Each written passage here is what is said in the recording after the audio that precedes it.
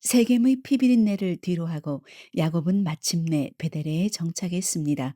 이방 신상을 묻었고 제단을 쌓았으며 이스라엘이라는 새 이름도 받았습니다.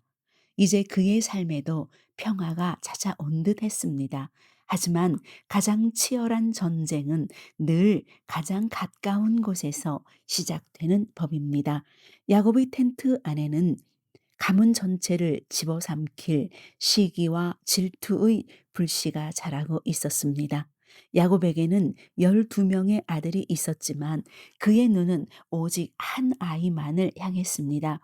라헬이 남긴 가장 아름다운 선물 요셉. 우리는 기억합니다.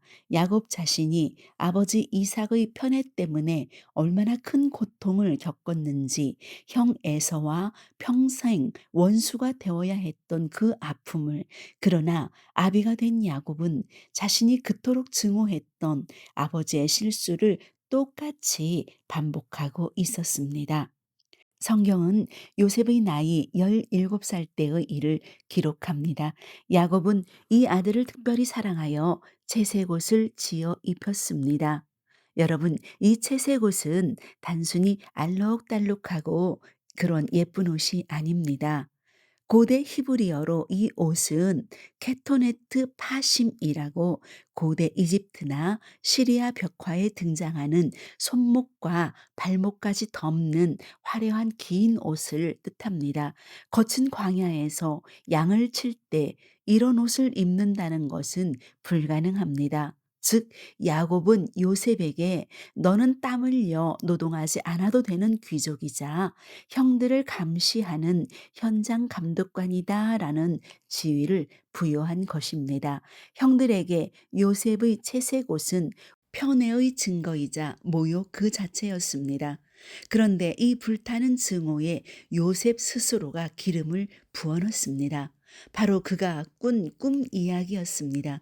우리가 밭에서 곡식단을 묶는데 나의 단은 일어서고 형님들의 단이 내 단을 둘러싸서 절하더이다. 이어지는 해와 달과 11별의 꿈까지 철없는 17살 소년의 오만함이었을까요? 아니면 미래를 본 자의 순진함이었을까요? 확실한 건 이 꿈 이야기가 형들의 가슴에 명백한 사리를 심었다는 것입니다. 얼마 후 형들은 먼 북쪽 도단 근처로 양을 치러 떠났습니다. 야곱은 요셉에게 형들의 안부를 묻고 오라며 심부름을 보냅니다. 아버지의 보호막을 떠나서 홀로 맹수들의 소굴로 들어가는 줄도 모른 채 말이죠. 저 멀리 지평선 너머로 화려한 채색 옷이 나타나자 형들은 냉혹하게 중얼거립니다. 꿈꾸는 자가 오는도다.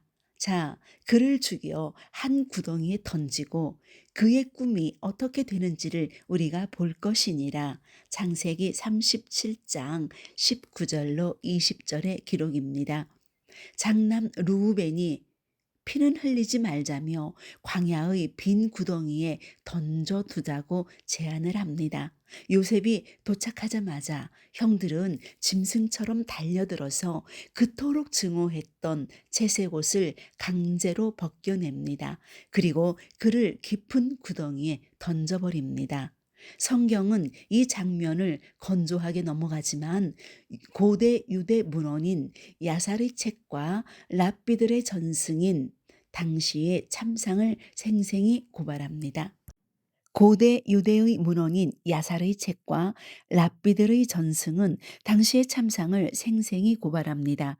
이 구덩이는 단순한 웅덩이가 아니라 입구가 좁고 속이 넓은 호리병 구조의 고대 석회 저수조였습니다. 위에서 밧줄을 내려주지 않으면 절대 빠져나올 수 없는 완벽한 감옥이었습니다. 게다가 물이 마른 바닥에는 뱀과 전갈이 우글거렸죠.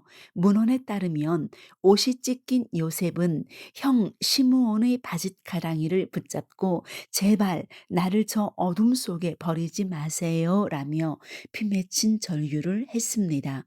하지만 동생의 끔찍한 비명 소리를 발밑에 두고 형들은 그 위에서 태연하게 둘러앉아 음식을 먹었습니다. 질투가 인간을 얼마나 악마로 만들 수 있는지 보여주는 소름 돋는 장면입니다. 그때 이스마엘 상인들의 대상이 근처를 지나갑니다. 넷째인 유다가 제안을 합니다. 동생을 죽이고 피를 덮은들 무엇이 유익하겠느냐. 차라리 저들에게 팔아 넘기자. 죽음 대신 노예의 삶. 형들은 요셉을 이스마엘 상인들에게 은 20립을 받고 팔아 넘깁니다. 이 은 20세겔이라는 숫자를 무심코 넘겨선 안 됩니다. 기원전 18세기 고대 근동의 함무라비 법전과 당시 노예 거래 문서를 보면 10대 후반 소년 노예의 정확한 평균 시세가 바로 은 20세겔이었습니다. 형들은 우발적으로 동생을 넘긴 것이 아닙니다. 그들은 노예 상인들과 당시의 정확한 시장 시세표를 놓고 피도 눈물도 없는 흥정을 벌인 것입니다. 아버지의 사랑을 독차지하던 귀한 아들이 하루아침에 이집트로 끌려가는 정가 20세겔짜리 노예 신세가 되었습니다. 형들은 숫 염소를 잡아 그 피를 요셉의 채색 옷에 적셨습니다. 그리고 그것을 아버지 야곱에게 보냅니다. 야곱은 그 옷을 알아보고 울부짖습니다. 내 아들의 옷이라. 악한 짐승이 그를 잡아 먹었도다. 요셉이 분명히 찢겼도다. 야곱은 옷을 찢고 굵은 배를 두르며 그 누구의 위로도 거절한 채 통곡했습니다. 젊은 시절 염소털로 아버지를 속였던 야곱은 이제 염소피로 아들들에게 완벽하게 속임을 당한 것입니다. 채색 옷은 찢겨 피에 물들었고 꿈꾸는 자는 노예로 팔려갔으며 아버지는 절망의 구덩이에 빠져버렸습니다. 야곱 가문의 역사는 여기서 완전히 끝난 것처럼 보입니다.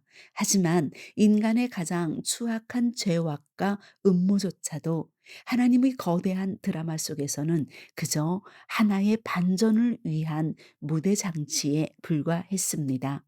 절망의 밑바닥, 그 어두운 구덩이 속에서 신은 어떻게 일하고 계셨을까요? 다음 시간 이야기는 고대 중동의 거대한 제국 이집트의 노예 시장으로 이어집니다.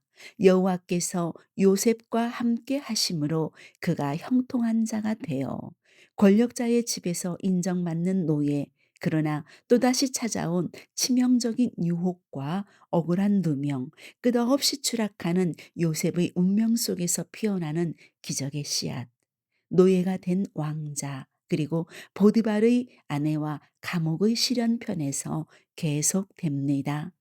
오늘도 시청해 주셔서 감사합니다. 평안의 시간 되십시오. 샬롬.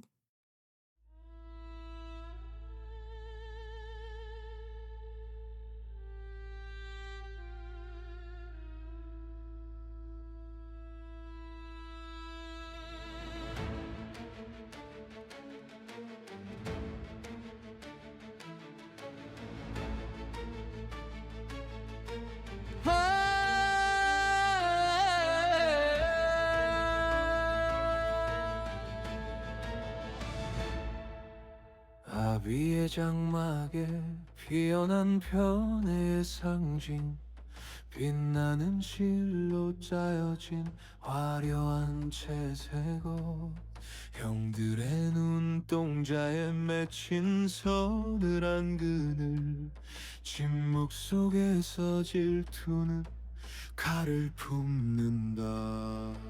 해와 달과 별이 내게 절하리라. 철없는 소년의 꿈이 부른 핏빛 그림자, 단의 들판 매섭게 부는 모래바람, 형제들의 눈빛이 야수로 변하네.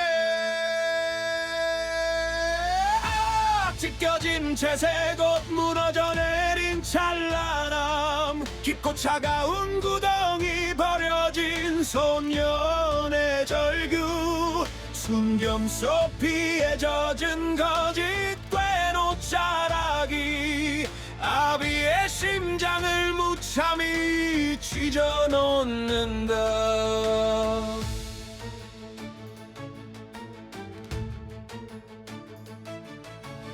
물 없는 웅덩이 어둠에 갇힌 숨결 머리 위론 태연하게 음식을 나누는 형제들 저 멀리 모래를 가르는 이스마엘 상인 은니 10세들의 피를 나눈 운명을 판다 해와 달과 별이 내게 절하리라 철없는 소년의 꿈이 부른 핏빛 그림자 도단의 들판 매섭게 부는 모래바람 형제들의 눈빛이 야수로 변하네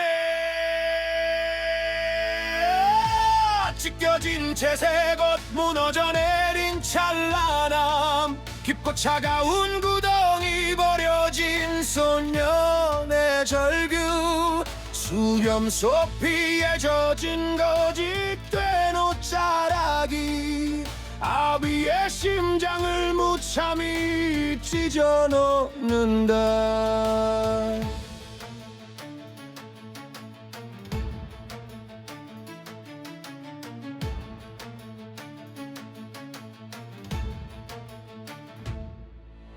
화려한 겉옷은 잔혹하게 벗겨지고 사막을 건너가는 노예의 무거운 사슬 그러나 이 끝없는 추락가장 어두운 곳에 보이지 않는 거대한 섭리가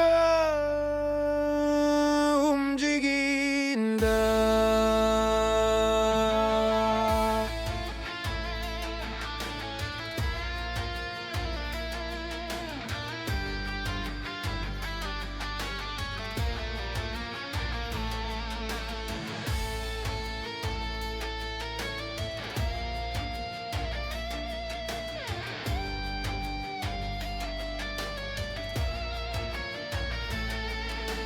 옷은 찢겨졌으나 꿈은 죽지 않았다 이집트의 붉은 태양 아래 새로운 역사가 이제 눈을 뜬다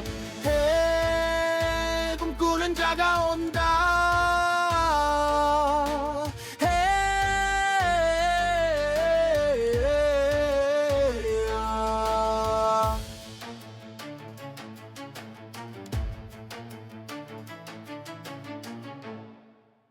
꿈꾸는 자가